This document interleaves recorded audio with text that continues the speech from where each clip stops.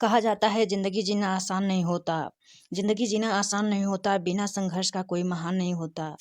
जब तक न पड़े हथौड़े की चोट, जब तक न पड़े हथौड़े की चोट, पत्थर भी भगवान नहीं होता, पत्थर भी भगवान नहीं होता। हेलो दोस्तों, आपका मेरे YouTube channel teach with nine में स्वागत है। आज हम लोग बाल मनोविज्ञान के कुछ महत्वपूर्ण प्रश्नों को देखेंगे जो बहुविकल्पी के रूप में होंगे। बाल मनोविज्ञान, ये प्रश्न जो भी लिए गए हैं ये प्रीवियस ईयर परीक्षा में पूछे गए प्रश्न हैं। ये महत्वपूर्ण प्रश्न हैं। इन प्रश्नों से पहले अपने आप को आंक लें आप लोग कि कितना आपको आता है, कितनी अभी तैयारी करना है। क्योंकि बाल मनोविज्ञान की तैयारी आप लोग जब मतलब बीएड या बीटी से करते हैं उसी समय से होने लगती है। उसके बाद TET, UP TET, C TET की तैयारी करते हैं उस समय भी होती है, जिससे आप लोगों की इस सब्जेक्ट की तैयारी मैक्सिमम हो चुकी होती है, लेकिन थोड़ा बहुत 30% तक करनी होती है। तो ये सब प्रश्न पिछले परीक्षा में पूछे गए प्रश्नों को उठाई हूँ और इन प्रश्नों को हल करवा रही हूँ मैं। और आप इन प्रश्नों को हल करके पहले अपने से उत्तर दे करके देखिएगा कि इन 20 प्रश्नों में से आपको कितना प्रश्न आ रहा है और कितना परसेंट आपको तैयारी करना है। चलिए बिना समय गवाए हम लोग अपने प्रश्न की तरफ चलते हैं। व्यक्तिगत शिक्षार्थी एक दूसरे से भिन्न होते हैं। किस चीज़ में भिन्न होते हैं? वृद्धि विकास के सिद्धांत में, विकास की दर में, विकास क्रम में, विकास की सामान्य क्षमता में। किस चीज़ में भिन्न होते हैं? इसका पहला ऑप्शन तो गलत है। वृद्धि एवं विकास के सिद्धांत में ये तो इस प्रश्न से कुछ लेना देना है नहीं, मतलब है, लेकिन यहाँ पे दिया शिक्षार्थियों के बारे में एक दूसरे से भिन्न होते हैं। किस चीज़ में होते हैं? विकास के दर में होते हैं, विकास के क्रम में होते हैं, विकास की सामान्य क्षमता में होते हैं। इसका सही उत्तर विकास की दर में होगा। व्यक्तिगत शिक्षार्थी एक दूसरे से विकास की दर में भिन्न होते हैं, इसलिए पहला का उत्तर बी होगा। प्रश्न नंबर 2 है, व्यक्तिगत भिन्नता के मिलान के संबंध में एक अध्यापक की भूमिका होनी चाहिए। क्या होनी चाहिए अध्यापक की भूमिका? व्यक्ति के दृष्टिकोण, अभिरुचि और योग्यता को जानने की प्रयास करना चाहिए। व्यक्ति आधारित पाठ्यक्रमों को उनकी आवश्यकता के अनुसार जानने की कोशिश करना चाहिए। ऑप्शन नंबर सी, ए और बी दोनों सही होगा, उपयुक्त में से कोई नहीं। तो दिया है प्रश्न, व्यक्तिगत भिन्नता के मिलान के संबंध में एक अध्यापक की भूमिका होनी चाहिए। बताइए आप लोग क्या होनी चाहिए? ये व्यक्ति के दृष्टिकोण, अभिरुचि और योग्यता को जानने की प्रयास करना चाहिए, सही है। व्यक्ति आधारित पाठ्यक्रमों को उनकी आवश्यकताओं के अनुसार जानने की कोशिश, ये भी सही है। इसलिए प्रश्न नंबर 2 का सही उत्तर ऑप्शन नंबर सी होगा। प्रश्न नंबर 3, शिक्षार्थी व्यक्तिगत भिन्नता प्रदर्शित करते हैं, अतः शिक्षक को क्या करना चाहिए? सीखने के विविध अनुभवों को उपलब्ध कराना चाहिए, कठोर अनुशासन सुनिश्चित करना चाहिए, परीक्षाओं की संख्या बढ़ा देनी चाहिए, उपयुक्त में से कोई नहीं। यदि शिक्षार्थी व्यक्तिगत भिन्नता प्रदर्शित करते हैं तो एक अध्यापक को क्या करना चाहिए? एक अध्यापक को कठोर अनुशासन सुनिश्चित करना चाहिए, तो नियम नहीं है। परीक्षाओं की संख्या बढ़ा देना चाहिए, ये भी नियम नहीं है। उपयुक्त में से कोई नहीं, ये अपने आप कट गया। इसका सही उत्तर होगा ए, सीखने के विविध अनुभवों को उपलब्ध कराना चाहिए। शिक्षार्थी में व्यक्तिगत भिन्नताओं को संबोधित करने के लिए विद्यालय किस प्रकार का सहयोग उपलब्ध करवा सकता है? व्यक्तिगत भिन्नता को संबोधित करने के लिए विद्यालय किस प्रकार का सहयोग उपलब्ध करवा सकता है? ऑप्शन पढ़ते हैं ध्यान से। बाल केंद्रित पाठ्यचर्या का पालन करना और शिक्षार्थियों को सीखने के अनेक अवसर उपलब्ध कराना, शिक्षार्थियों में व्यक्तिगत भिन्नता को समाप्त करने के लिए हर संभव उपाय करना, धीमी गति से सीखने वाले विद्यार्थियों को विशेष विद्यालय में भेजना। ऑप्शन नंबर 4 है, सभी शिक्षार्थियों के लिए समान स्तर के पाठ्यचर्या का अनुगमन करना। इसका सर्वाधिक उपयुक्त उत्तर बाल केंद्रित पाठ्यचर्या का पालन करना और शिक्षार्थियों को सिखाने के लिए अनेक अवसर उपलब्ध करवाना, ये कार्य विद्यालय सहयोग के रूप में कर सकता है। व्यक्तिगत भिन्नता का क्षेत्र है, व्यक्तिगत भिन्नता का क्षेत्र क्या है? लिंग भेद है, शारीरिक संरचना है, मानसिक योग्यता है, उपयुक्त में से सभी। इसका सही उत्तर क्या होगा? इसका सही उत्तर लिंग भेद भी होगा, शारीरिक संरचना भी होगी, मानसिक योग्यता भी होगी। इसलिए इसका सर्वाधिक उपयुक्त उत्तर ऑप्शन नंबर डी होगा।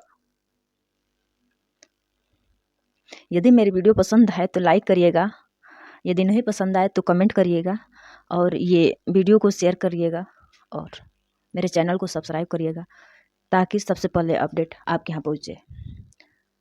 चलिए, विकास में होने वाले परिवर्तन होते हैं, कैसे होते हैं विकास में होने वाले परिवर्तन?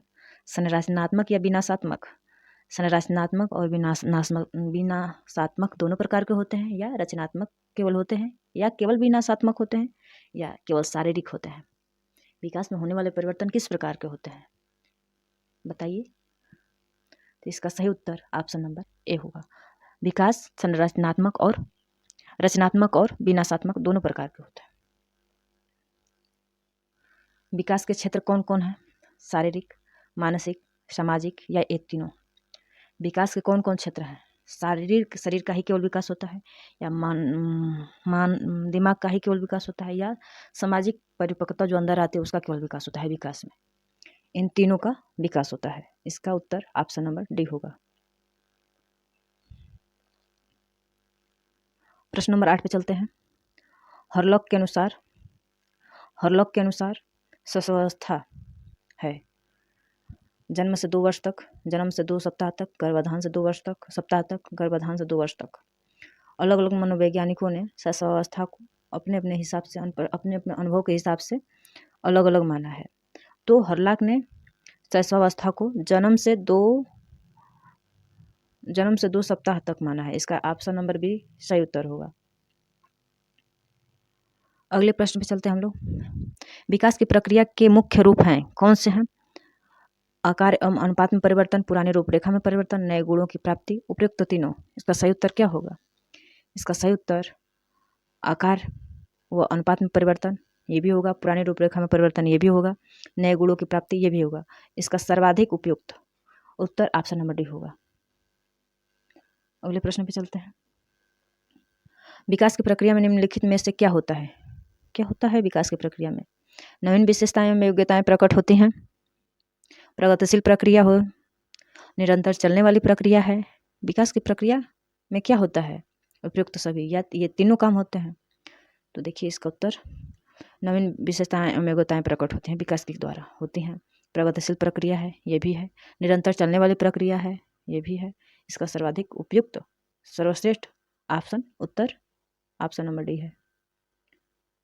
ऑप्शन नंबर डी है। प्रश्न नंबर 11। अधिगम, अनुभव और प्रशिक्षण के द्वारा व्यवहार में परिवर्तन है। अधिगम की परिभाषा किसने दी है? वुडवर्थ ने दिए हैं, गेट्स ने दिए हैं, चार्ल्स स्किनर ने दिए हैं, क्लार्क हॉल ने दिए हैं। इस परिभाषा को किस मनोवैज्ञानिक ने दिए हैं? गेट्स ने दिए हैं। अधिगम, अनुभव और प्रशिक्षण के द्वारा व्यवहार में परिवर्तन है। अधिगम की प्रक्रिया में निम्नलिखित में से कौन सी विशेषता होती है? व्यवहार में परिवर्तन होता है, अर्जित होता है, परिपक्वता से नहीं है, उपयुक्त में से सभी। अधिगम की प्रक्रिया में कौन विशेषता होती है? व्यवहार में भी परिवर्तन होता है, अधिगम से व्यवहार में परिवर्तन होता है, अर्जन का गुण भी आता है, परिपक्वता अधिगम का कोई लेना देना नहीं है परिपक्वता से, इसलिए इसका उत्तर ऑप्शन नंबर डी होगा। सीखने का सर्वाधिक उपयुक्त अर्थ क्या है? कौशल अर्जन, ज्ञानार्जन, व्यवहार में परमार्जन, व्यक्तिगत समायोजन। सीखने का सर्वाधिक उपयुक्त अर्थ बताइए आप लोग, कौन सा ऑप्शन होगा इसका? देखिए सीखने का जो अर्थ है ये चारों हैं, लेकिन इन सब में सबसे अधिक उपयुक्त अर्थ व्यवहार में परिमार्जन है। सीखने का सीखे हुए ज्ञान, कौशल व विषय का अन्य परिस्थितियों में उपयोग करने को कहते हैं। जैसे सीखे हुए ज्ञान, मान लीजिए हम लोग कभी सीख रहे थे कोई कौशल अपने अंदर, जब पढ़ाई कर रहे थे कोई कौशल सीख रहे थे या अन्य विषय की अन्य परिस्थितियों को उपयोग को कहते हैं। उसके बाद जब हम लोग पढ़े उसको फिर नौकरी पा गए तो उसको जब अन्य लोगों को पढ़ाएंगे तो उस परिस्थिति उपयोग करते हैं, उसे क्या कहते हैं? सीखने का स्थानांतरण कहते हैं उसको। जैसे हम लोग कभी पढ़ रहे थे अब पढ़ा रहे हैं तो ये क्या है? सीखने का स्थानांतरण है। सीखेंगे तो अभी तो सिखाएंगे, वही है सीखने का स्थानांतरण। अधिगम का सफलता का प्रमुख आधार क्या है? अधिगम कब सफल होगा? प्रशंसा करेंगे तब होगा, पुरस्कार देंगे तब होगा, नेतृत्व करेंगे तब होगा, या लक्ष्य की प्राप्ति की उत्कृष्ट इच्छा होगी तब होगा? सर्वाधिक अच्छा अधिगम कब होगा? प्रशंसा करेंगे तो भी अधिगम होगा, पुरस्कार देंगे तो भी थोड़ा बहुत अधिगम होगा, लेकिन सर्वाधिक प्रमुख आधार लक्ष्य प्राप्ति की उत्कृष्ट इच्छा। जब आपके अंदर लक्ष्य प्राप्ति की उत्कृष्ट इच्छा होगी तभी आप अधिगम अच्छे तरीके से कर पाएंगे। जैसे मैं पढ़ा रही हूँ, आपका मन नहीं है तो अधिगम नहीं कर पाएंगे। यदि आपकी इच्छा है मैं नहीं पढ़ाऊँ तो आप कहीं से भी सर्च करके, यूट्यूब चाहे कहीं से भी बुक से सर्च करके आप अधिगम कर लेंगे। इसलिए अधिगम की सफलता का प्रमुख आधार लक्ष्य प्राप्ति की उत्कृष्ट इच्छा है। किसने विद्यालय को बचपन का घर के नाम से पुकारा है?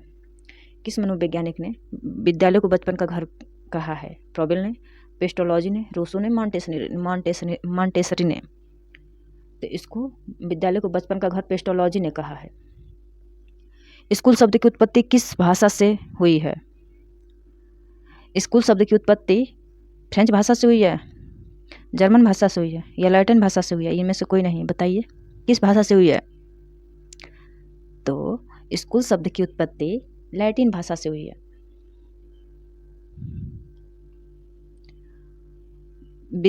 बालक का प्रथम पाठशाला कहा जाता है। किसे कहा जाता है? परिवार को कहा जाता है, विद्यालय को कहा जाता है, समाज को कहा जाता है, या इन सबको कहा जाता है?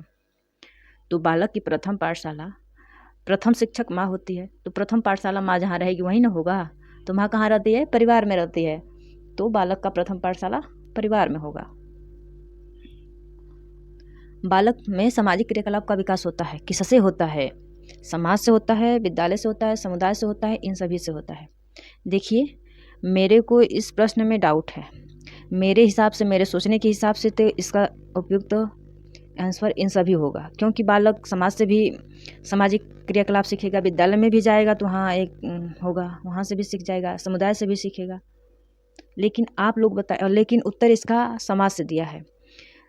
यदि मतलब आपको क्या लग रहा है, आप लोगों को क्या लग रहा है, इसका सही उत्तर क्या होना चाहिए, क्या होगा? प्लीज़ कमेंट करके बताइएगा। मानने की बात है तो इसको समाज ही मानेंगे। प्लीज़ उसको कमेंट करके बताइएगा, मैं भी संदेह में हूँ। बच्चों में शारीरिक, मानसिक, बौद्धिक व नैतिक गुणों का विकास होता है विद्यालय से, परिवार से, दोनों से, इनमें से कोई नहीं। तो इसका ऑप्शन नंबर सी होगा। आज के सभी प्रश्न थोड़ा हल्का ली थी ताकि इसमें बोरियत न हो, और आने वाले समय में स्तरीय प्रश्न को भी इसमें शामिल करूँगी। देखने के लिए धन्यवाद।